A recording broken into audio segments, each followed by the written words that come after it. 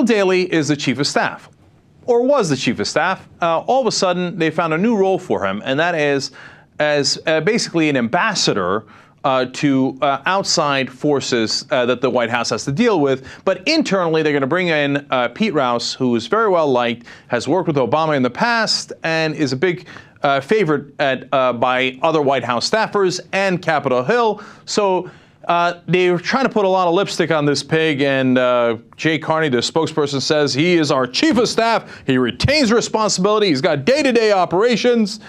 And Rouse's role is, quote, adding responsibilities without subtracting any from anybody else, which is nonsense, of course. What does that mean? What, they're going to both do the job? No, Rouse is going to do the job. Bill Daley is out. The only reason he isn't fired is because it would be embarrassing to fire him after 10 months.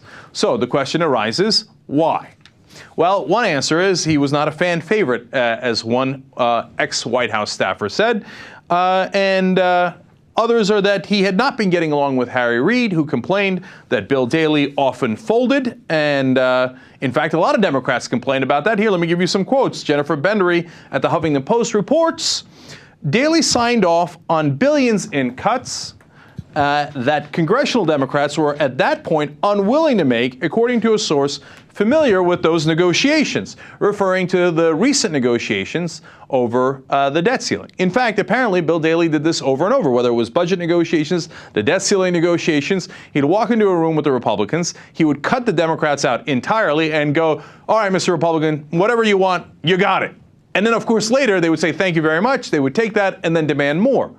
So it was apparently frustrating Democrats that he kept doing these concessions, because Bill Daley is a banker. That's who he, literally. He used to work at J.P. Morgan, got paid $7 million a year, thought that the comical Dodd-Frank bill, which is a financial regulation reform, which was comical because it was so incredibly weak, Daley thought it was too strong, it was too liberal. What a joke this guy is. So he didn't agree with Republicans because he's a bad negotiator, if you ask me. He agreed with the Republicans because he agrees with the Republicans. Because that's, in essence, exactly what he believes. He thinks, yes, oh, great, you want to take away regulation, you want tax cuts, you want to cut spending. Yeah, I'd love to do that. So here's apparently another Democrat that was disgruntled with Daley, again telling Jennifer Bendery, which she reports to the Huffington Post as this, lawmakers were smarting over what they viewed as a preemptive, uncoordinated concession in those negotiations. But now, to be fair to Bill Daley, it's not like Bill Daley invented this at the White House. I mean, if President Obama had a nickname at this point, I think he'd be the establishment. He might have been the change earlier, but now he's turned into a heel and he's the establishment. And if he had like a wrestling move, it would probably be the concession.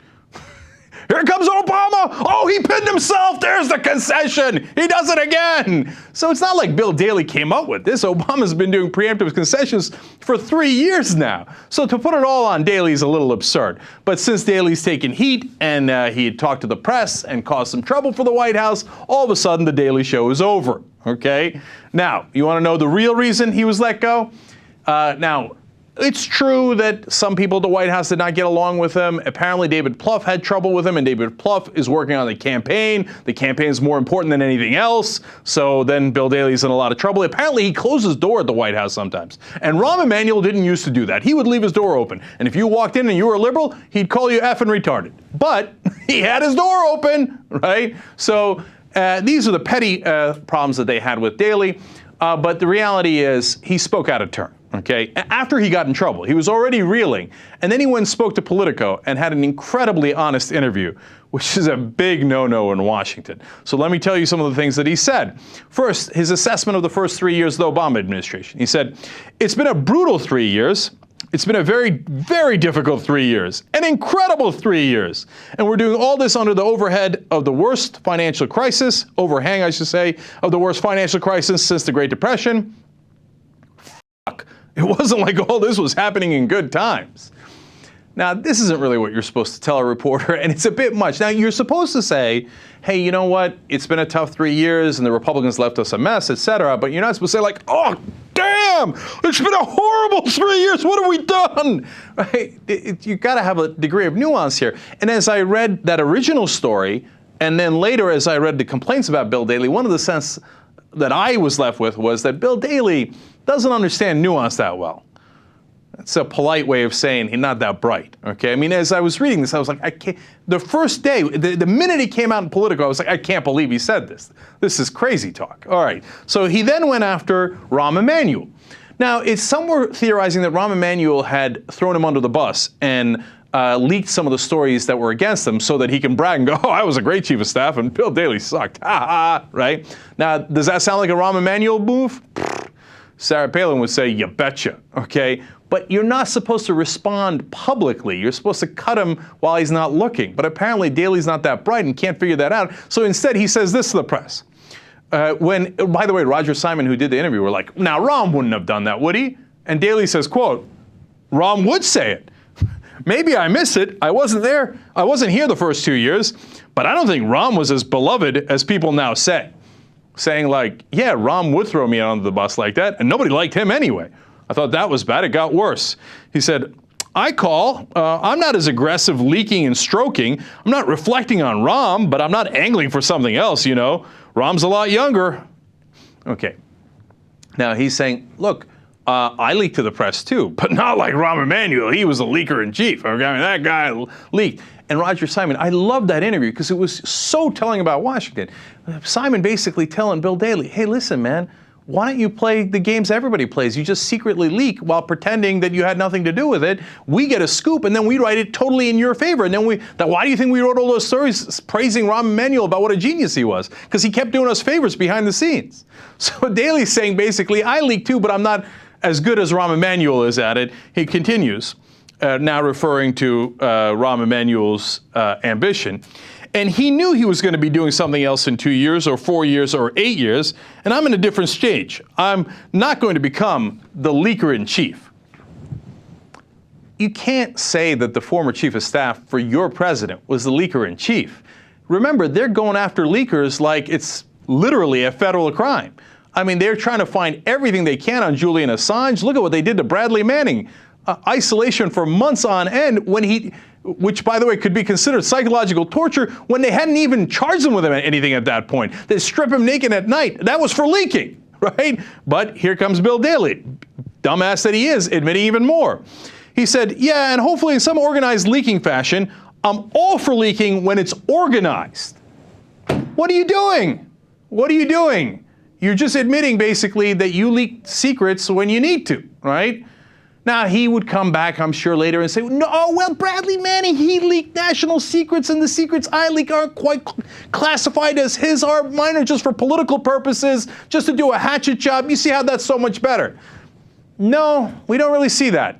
Now, again, when they ask him, hey, is this for politics, is it for policy? The nuanced answer of someone who's been in Washington a long time is, oh, no, we do everything for policy. Now, do we take politics into consideration sometimes in order to get the right votes, etc.? Not with Bill Daley. Look at what he says here. They can be separate, yeah, meaning politics and policy. You can say, look, this may be a good policy, but the politics of it may be shit.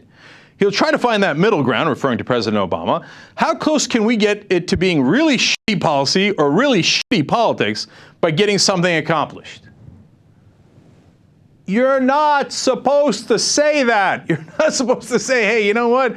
We consider the policy and the politics, and if it's really shitty politics, then we're not going to do it even if it's good policy. And we try to find a balance of the shit and then go with it. Look, I like the honesty, okay? And I like that we're getting a real view into how Washington actually works, right? But again, it's really dense to say that as the chief of staff for the White House. So you're basically saying, yes, the president's policies are often based on politics, and we'll take shitty policy from time to time just to get some political objective done.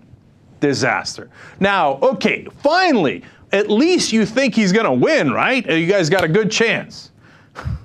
He says, look, at 2008, the president got 53% of the vote against a relatively older candidate who had Sarah Palin as a running mate. and he gets only 53% of the vote. So why would this not be a close election? Okay. Hey, you know you work for President Obama, right? I mean, this guy has thrown everyone under the bus in ways I don't think he even realizes he's doing. I think he's trying to say, hey, you know what, we got to, batten down the hatches here. We got to buckle up. We got to make sure that we fight hard here. But instead, he comes across saying, like, this guy barely won against Sarah Palin and that old dude, right? Come on, at 53%. This time around, good luck to him.